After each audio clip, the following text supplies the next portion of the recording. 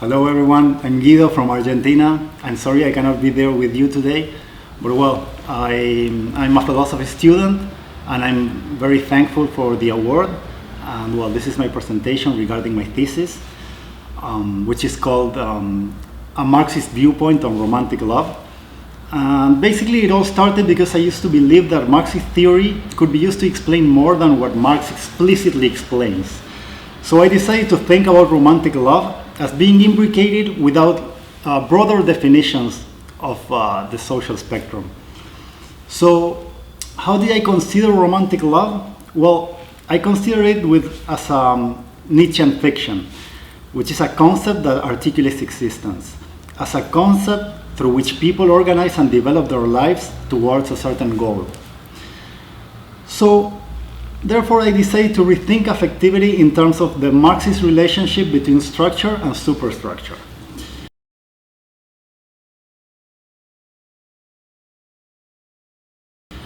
And in order to do this, I divided the analysis in two different periods. The first one is first capitalism, and the second one is advanced or late capitalism.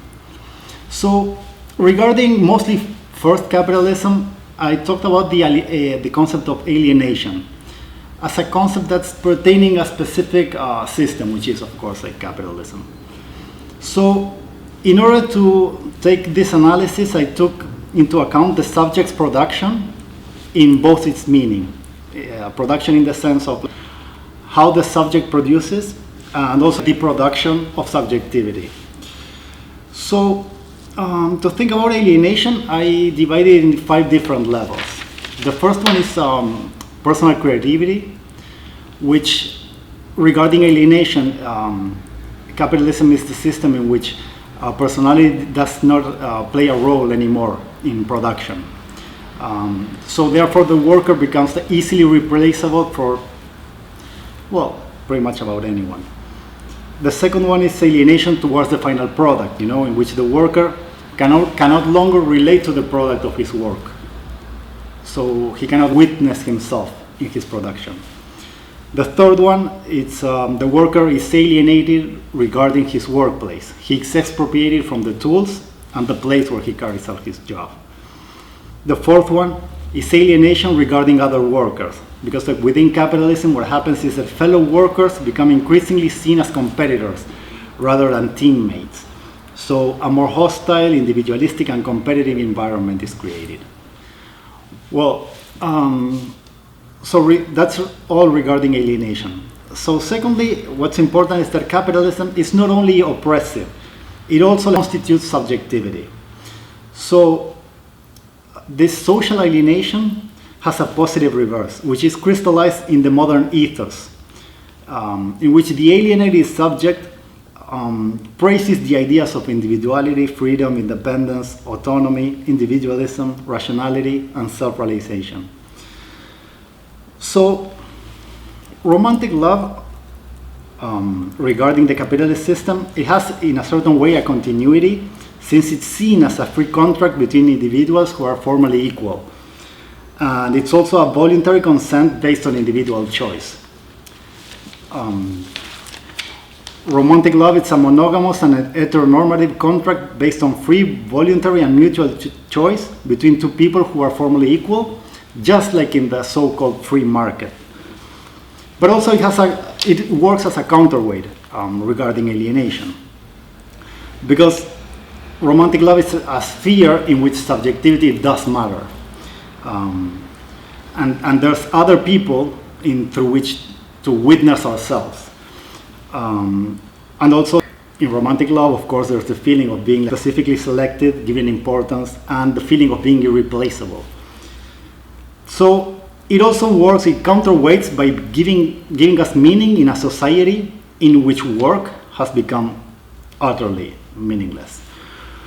And it also gives the feeling of community and cohesion with somebody else, a possibility to transcend the isolation the work sphere has put us into, and to share biographies.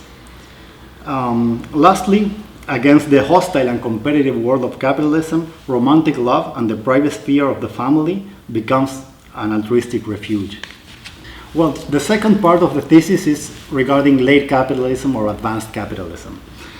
And it's about this idea of how capitalism, moved by its very own expansive dynamics, by its very own economic laws, ends up taking over the entire world.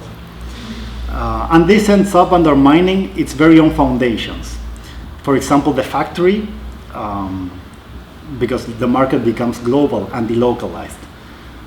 The state, because states begin to fight each other in order to attract capital, so this ends up weakening them.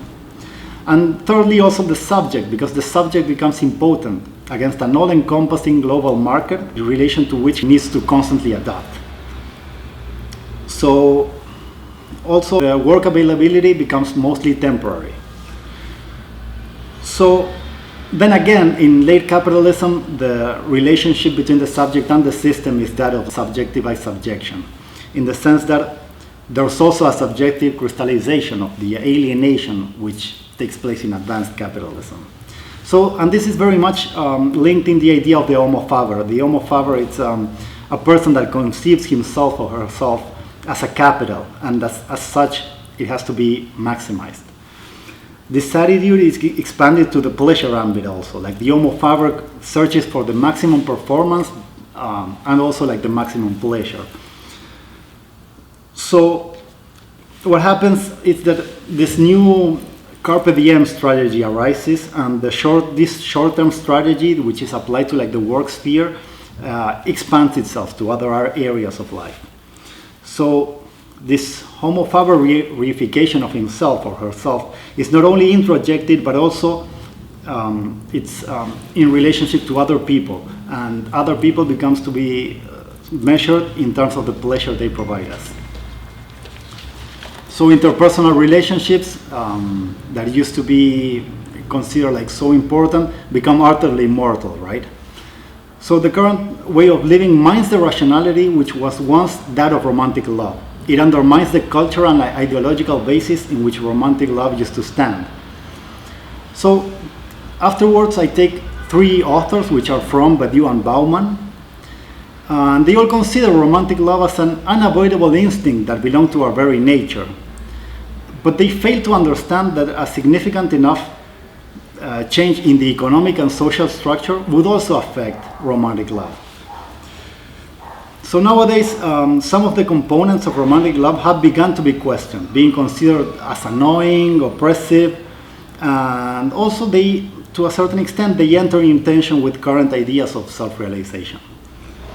So people are growing against monogamy, against the sexist normative, and the prejudicial framework that dominates.